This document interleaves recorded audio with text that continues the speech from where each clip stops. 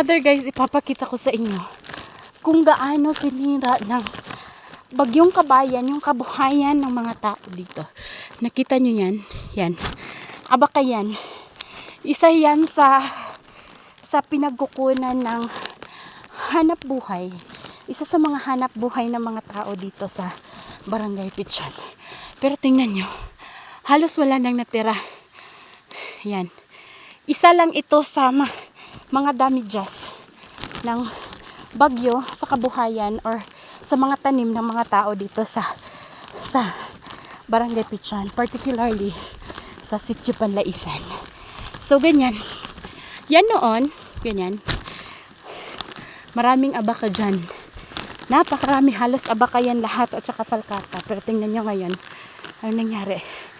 Halos walang natira. Ayan. So sinira lahat ng bagyong Kabayan. So, I hope babangon kami, babangon tayo, babangon ang Barangay Pichon, babangon ang Caraga. God bless everyone. I love you all, and Lord, heal our land.